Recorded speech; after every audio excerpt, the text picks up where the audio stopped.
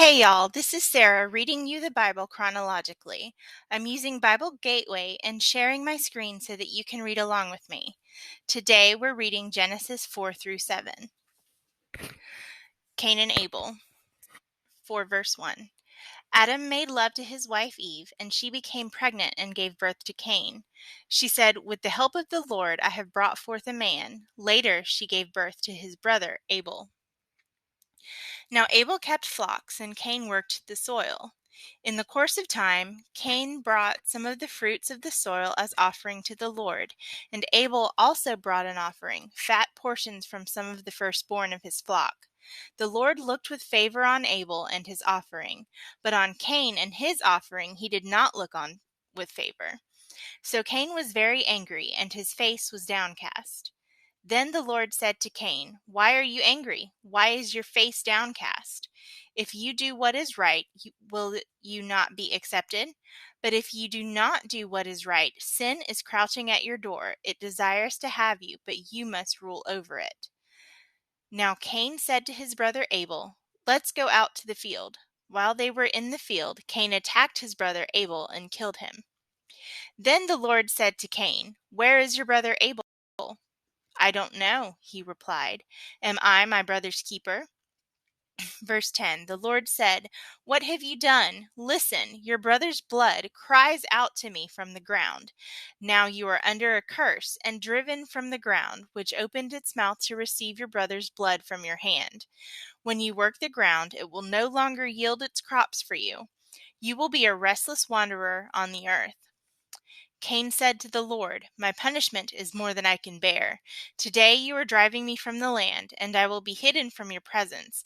I will be a restless wanderer on the earth, and whoever finds me will kill me." But the Lord said to him, "Not so. Anyone who kills Cain will suffer vengeance 7 times over." Then the Lord put a mark on Cain, so that no one who found him would kill him. So Cain went out from the Lord's presence and lived in the land of Nod, east of Eden. Verse 17, Cain made love to his wife, and she became pregnant and gave birth to Enoch. Cain was then building a city, and he named it after his son Enoch. To Enoch was born Irad, and Irad was the father of Mehuel, and Mehuel was the father of Methuselah, and Methusael was the father of Lamech. Lamech married 2 women, one named Ada and the other Zillah. Ada gave birth to Jabal. He was the father of those who live in tents and raise livestock. His brother's name was Jubal. He was the father of all who play stringed instruments and pipes. Zillah also had a son, Tubal-Cain, who forged all kinds of tools out of bronze and iron. Tubal-Cain's sister was Naamah. Lamech said to his wives, "Ada and Zillah, listen to me. Wives of Lamech, hear my words. I have killed a man for wounding me, a young man for injuring me. If Cain is avenged 7 times, then Lamech 77 times."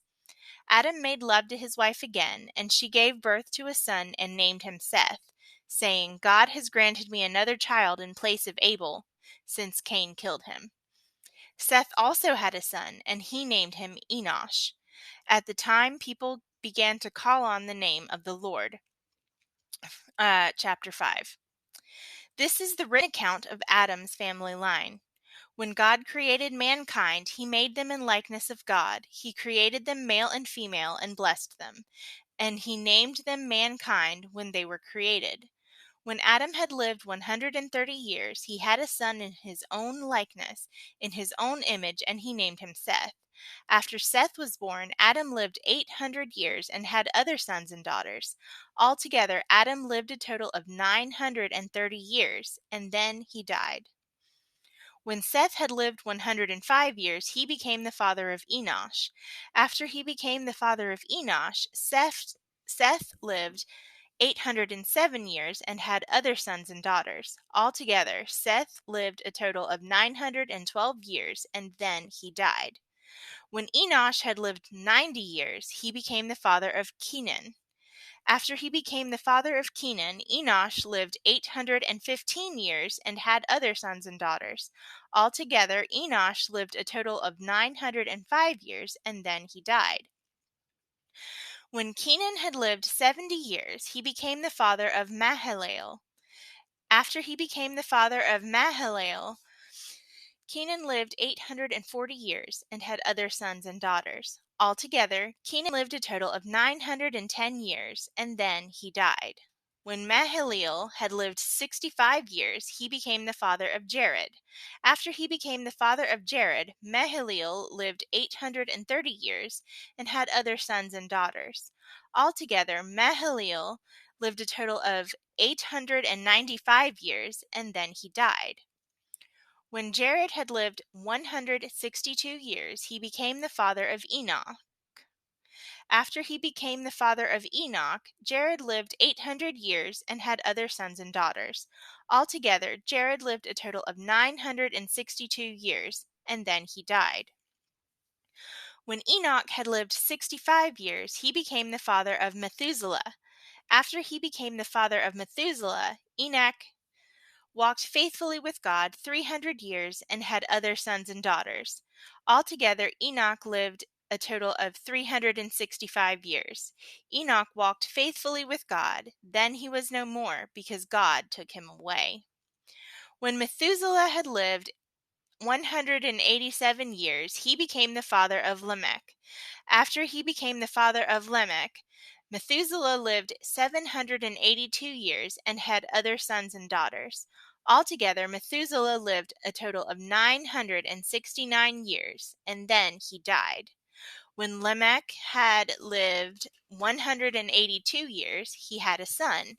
He named him Noah and said, "He will comfort us in the labor and painful toil of our hands, caused by the ground the Lord has cursed."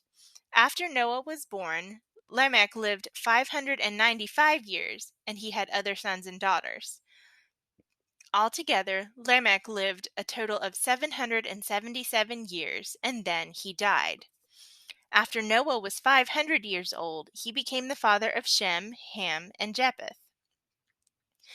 Chapter 6.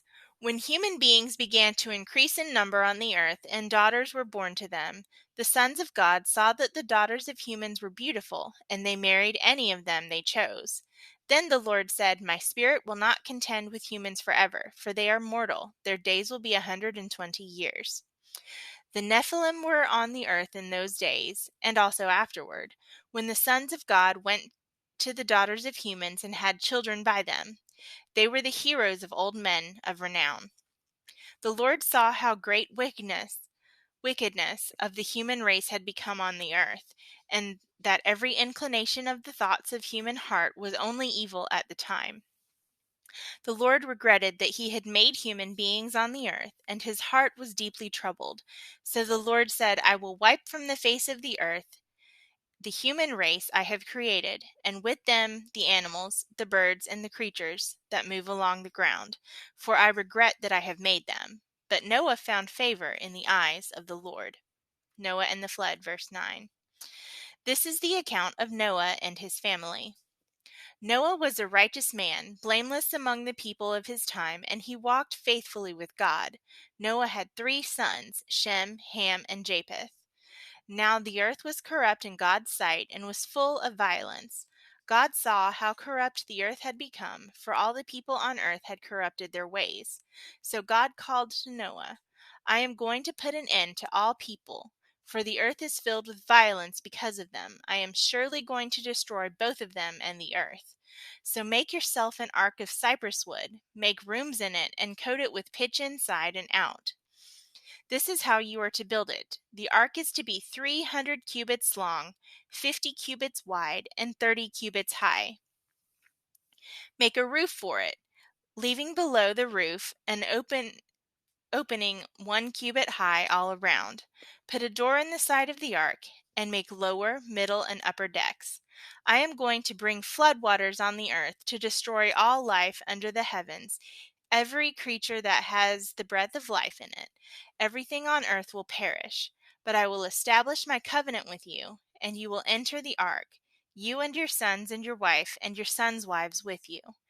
If you are to bring into the ark 2 of all living creatures, male and female, to keep them alive with you. 2 of every kind of bird, of every kind of animal, and every kind of creature that moves along the ground will come to you to be kept alive. You are to take every kind of food that is to be eaten and store it all away as food for you and for them. Noah did everything just as God commanded him. Chapter 7. The Lord then said to Noah, "Go into the ark, you and your whole family, because I have found you righteous in this generation.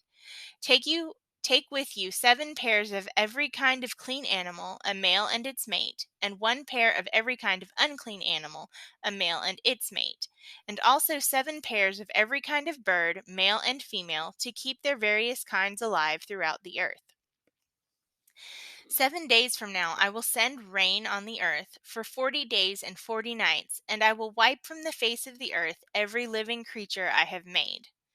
And Noah did all that the Lord had commanded him. Noah was 600 years old when the floodwaters came on the earth, and Noah and his sons and his wife and his sons' wives entered the ark to escape the waters of the flood. Pairs of clean and unclean animals, of birds, and of all creatures that move along the ground, male and female, came to Noah and entered the ark, as God had commanded Noah. And after the 7 days, the floodwaters came on the earth. In the 600th year of Noah's life, on the 7th day of the 2nd month, on that day all the springs of the great deep burst forth, and the floodgates of the heavens were opened, and rain fell on the earth 40 days and 40 nights.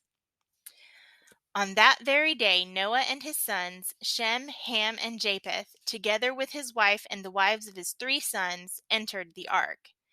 They had with them every wild animal according to its kind, all livestock according to their kinds, every creature that moves along the ground according to its kind, and every bird according to its kind, everything with wings.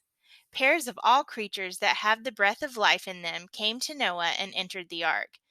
The animals going in were male and female, of every living thing, as God had commanded Noah. Then the Lord shut him in. For 40 days the flood kept coming onto the earth, and as the waters increased, they lifted the ark high above the earth. The waters rose and increased greatly on the earth, and the ark floated on the surface of the water. They rose greatly on the earth, and all the high mountains under the entire heavens were covered. The waters rose and covered the mountains to a depth of more than 15 cubits. Every living thing that moved on land perished. Birds, livestock, wild animals, all the creatures that swarm over the earth, and all mankind. Everything on dry land that had the breath of life in its nostrils died. Every living thing on the face of the earth was wiped out, people and animals, and the creatures who move along the ground, and the birds were wiped from the earth.